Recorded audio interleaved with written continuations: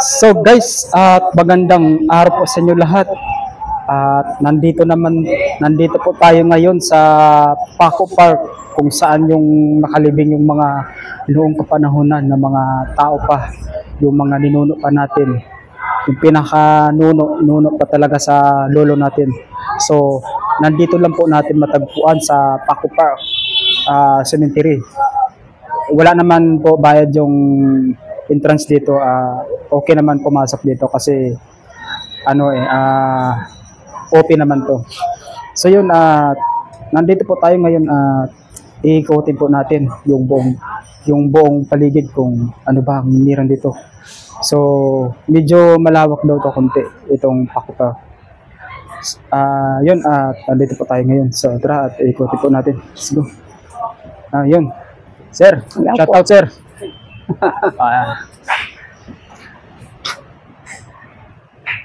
So yun, ikotin na po natin. Ay, yung dalawang yung libingan na dinadalaw pa ng pamilya. Yung dalawang puti. Dinadalaw pa, hindi sila inilipat. Guys, meron pa daw dito na dinadalaw sa ng pamilya niya. Sa tagalan ng panahon, meron pang may nabubuhay sa pamilya niya. Look. Ito daw, dinadalaw pa daw ng mga kamag-anak niya. 1909. 1909.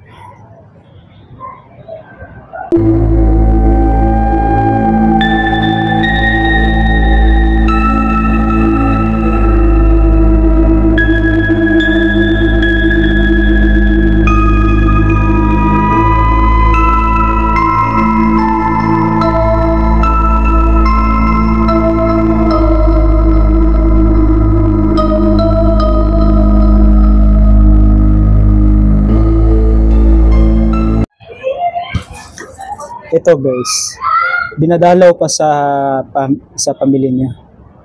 Ayan po yung nandiyan pa yung mga buto niya. 1909 pa.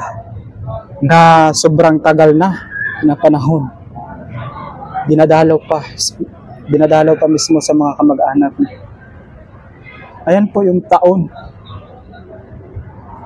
1909. So lahat ang nakalibing dito, nandito pa yung kaya lang ang mga buto nila. Nandito pa yung mga buto nila.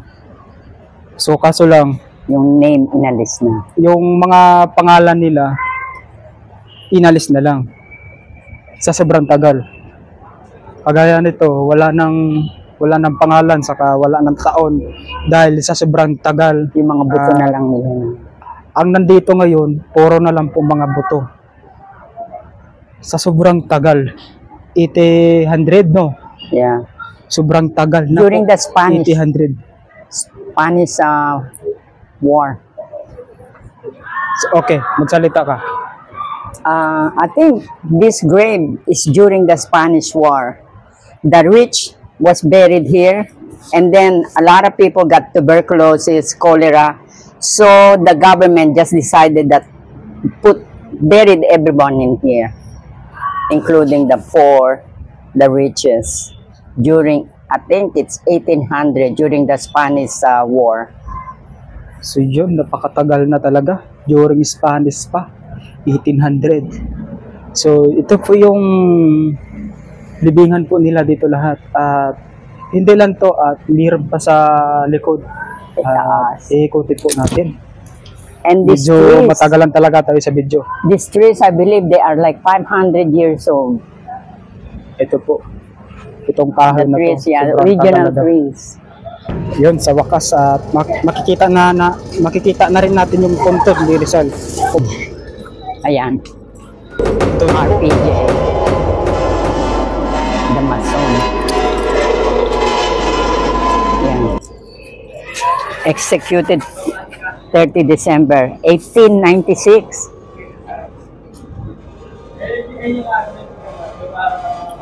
Ayan. Para 1898 siya makita nyo.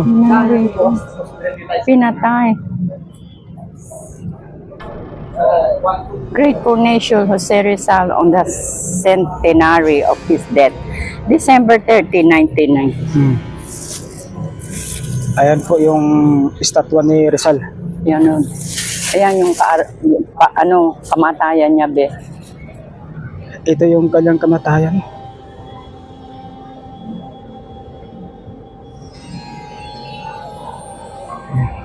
Ayan yung Unang namatay siya. panahon. Disyembre Dito at 30. 1896. 1896 siya namatay. Oh my God. Sobrang tagal na. Sobrang Wow. tagal na namatay Pinatay si siya. Rizal. Nung pinatay siya. Kawang-awang pinaslang itong Hero. ating hero noong kapanahonan. Hero, Kawang-awang yeah. pinaslang, Hero. binaril po siya. Because the books of Norimi Tanghire and El Purubusterismo, that's why they killed him. Because the Spanish read that book and it's against to them. So they just kill him because he's against Spanish rule. Tapos dito sa harap ng puntod ni Rizal, mayroon pang may nakalibing dito. Dami. Mga So many. noon pa, panahonan. Napakarami. Napakarami. My God. So, All over. maaari ba tayong umakyat sa itaas? Dito po tayo Yeah. sa itaas para makita po natin lahat. Tapos dito tayo sa itaas para makita po natin. Huwag po natin umakyat dito para makita po natin yung buong paligid. God, this is old. Oh. Wow. I'm glad it still exists in the middle of the city. Yeah. And this, we're stepping on the grave right now. The grave is under this walkway. Okay. So yun. Ito po yung mga Yeah. bibigan nila. And we're on top Nandito of po them. kami sa itaas. Ito yung kanyang mga libingan nila. Shout out. Shout out kay sir.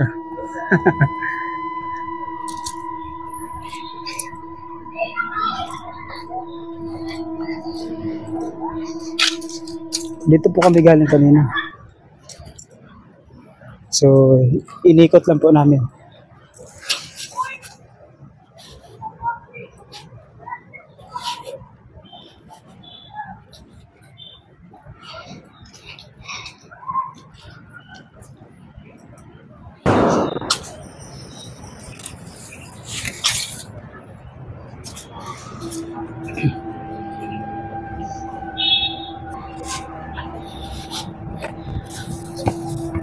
Aakyat po tayo dito.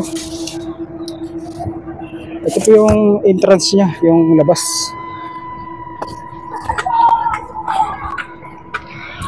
Oh, umakyat na tayo dito. Ayan po yung baba. Dito rin yung ano, yung mga pare. Nandito na po tayo sa itaas.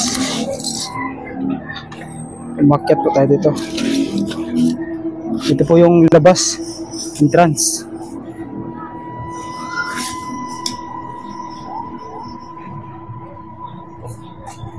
Dito po tayo galing kanina. Dito rin yung mga pare, di ba? Ito po yung pare na pinatay noong kapanahonan pa. Yeah. Wait lang, lalakihin ko po guys para makita na ulit.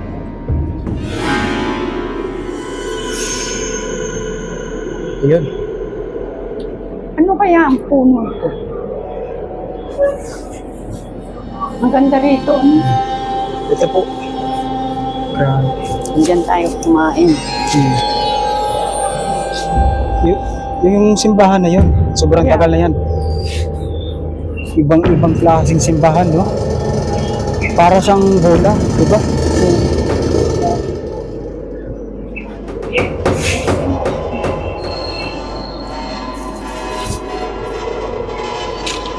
Maliit lang siya, no?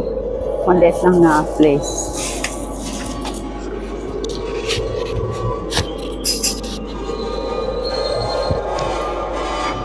Ikot lang po siya na place. Paikot po. Paikot lang. Tapos, yun, may simbahan, no? Lumang-luma na yung simbahan.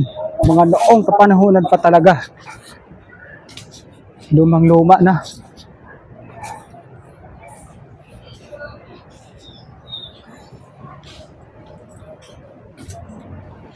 Sa ilalim. Yun o. Paikot po. Tapos may malaking punong kahoy. That tree Acacia. is old. No, that's not acacia, babe. It's a pine tree. Ang kamera be.